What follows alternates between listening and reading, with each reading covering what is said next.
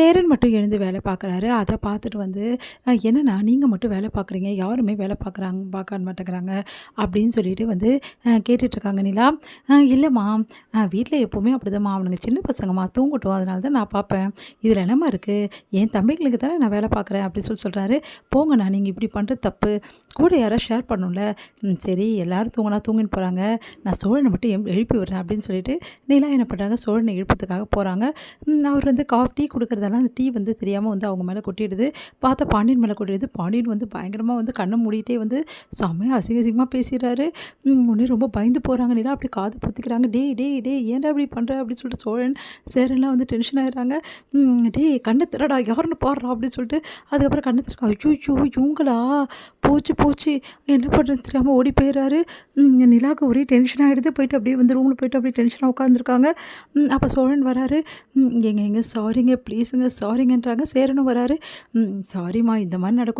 அவன் அப்படிதாம்மா. அவனுக்கு தூக்கத்துலேருந்து எழுப்பினா மட்டும் பிடிக்கவே பிடிக்காதும்மா. இந்த மாரி தாம்மா பண்ணிட்டுருக்கான்.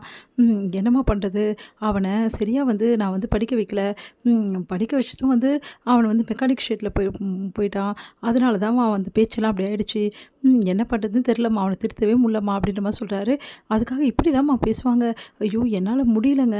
எனக்கு ரொம்ப மயக்கமே வந்துருச்சு. இந்த மாரிலாம் நான் கேட்டதே இல்ல அப்படின்னு சொல்றாங்க. அத கேட்டுட்டு வந்து, "சாரி நிலா, ப்ளீஸ் நிலான்னு" சோழன் சொல்றாரு. சாரிம்மா, தயவுசெய்து மன்னிச்சிடுமா" அப்படி சொல்லிட்டு சேரன் சொல்றாரு. ஆனா பரவாயில்லண்ணா, விடுங்க. நான் கொஞ்ச நாள் தானே இங்க இருக்க போறேன். நான் தான் போயிட போறேன்ல. அதனால அதுவரைக்கும் நான் அவர் பேச்சுக்கே போமாட்டேன்ப்பா. எனக்கு ரொம்ப பயமா இருக்கு அப்படின்னு நிலா சொல்றாங்க. அவன என்ன பண்ணுறதுன்னு தெரியல. அப்புறம் பாண்டியன் வந்து ரொம்ப ஃபீல் பண்றாரு. ஐய்யய்யோ! நான் ரொம்ப பெரிய தப்பு பண்ணிட்டேன். யாராவது என்கிட்ட சொல்லியிருக்கலாம்ல அப்படின்னு. "டேய், நீ தான் கண்ணு மூடி தெரியாம இருக்கியேடா. கண்ணையே திறக்க மாட்டே. திறந்தா தானடா யார் என்ன பண்ணாங்கன்னு உனக்கு தெரியும். அந்த பொண்ணு பாவம்டா. ஏன்டா இப்படிலாம் பண்ற? அந்த பொண்ணு உன்ன பத்தி என்னடா நினைக்கும்?" அப்படி சேரன்னு சொல்றாரு. "நீ பண்ணது கொஞ்சம் கூட சரியில்ல. தேவையில்லாம நிலாவ ரொம்ப கஷ்டப்படுத்திட்ட. உன்னெல்லாம்" அப்படி சொல்லிட்டு சொன்னோன்னே, சாரிடா சாரிடா, நான் வேணும்னு பண்ணலடா. தயவு செய்து என்ன மன்னிச்சுடா" அப்படி சோழன் அப்படின்னு சொல்லிட்டு மன்னிப்பு கேட்குறாரு. என்கிட்ட மன்னிப்பு கேட்டு என்ன பிரயோஜனம் அப்படின்னோன்னே, வராரு பாண்டியன் நிலாவ பார்க்க. "ஏங்க ஒரு நிமிஷம்" அப்படின்றாரு. அத கேட்டுட்டு வந்து, சொல்லுங்க" அப்படின்னோன்னே, "சாரிங்க, எங்கள மன்னிச்சுடுங்கங்க. எனக்கு இந்த பழக்கம் எப்படி வந்ததுன்னே தெரிலங்க. இந்த மாரி இருக்குங்க. தயவு செய்து என்ன மன்னிச்சுடுங்க. இதுக்கப்புறம் இந்த தப்புலாம் நான் பண்ண மாட்டேங்க. ப்ளீஸுங்க ப்ளீஸுங்க" அப்படின்றாங்க. சரிங்க, ஓகே, பரவாயில்ல விடுங்க" அப்படின்றாங்க. "ஏங்க நீங்க என்ன தப்பா நினச்சிட்டீங்கன்னு தானே எனக்கு தெரியுங்க. ஆனா நான் கெட்ட பையன்லாம் இல்லைங்க. நான் ஏதோ இந்த மாரிலாம் பண்ணிட்டேங்க. ஏங்க ப்ளீஸுங்க மன்னிச்சிடுவீங்கல்ல?" "சரிங்க, நான் மன்னிச்சுட்டேன். நீங்க போங்க" அப்படின்றாங்க. "அப்பாடா!" அப்படி சொல்லிட்டு, "என்னடா என்ன சொன்னா நிலா?" அப்படின்னோன்னே, மன்னிச்சுட்டேன்னு சொல்லிட்டாங்க. ஒண்ணும் பிரச்சனை இல்ல. அண்ணே இந்த மாரி நடக்காம நான் நெக்ஸ்ட் டைம் பார்த்துக்கிறேண்ணே. ப்ளீஸ்ண்ணே, நீங்களாவது அவங்ககிட்ட கொஞ்சம் அப்புறமா சொல்லுண்ணே" அப்படி சொல்லிட்டு ஓடி போறாரு. என்னத்த சொல்றதோ அப்படின்னு நிலா யோசிக்கிறாங்க.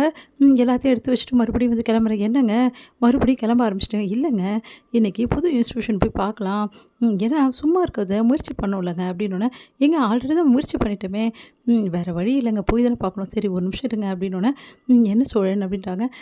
வேணா உங்க வீட்டுக்கு போய் நம்ம கேட்டு பார்க்கலாமா?" "வேணாங்க வேணாங்க. அங்கெல்லாம் போய் கேட்டு பார்த்தா அவங்க நம்ம மேல பயங்கர கோவத்துல இருக்காங்க. இன்னும் கோவமாயிடும். வேணாங்க, பரவாயில்ல விடுங்க. உங்க அண்ணன்கிட்ட தான் சொல்லியிருக்கோம்ல. அவர் கண்டிப்பா எனக்கு நம்பிக்கை இருக்கு. ரூம் பார்த்து குடுப்பாரு" அப்படின்னோன்னே அதிர்ச்சி அடைகிறாங்க. ஐய்யய்யோ!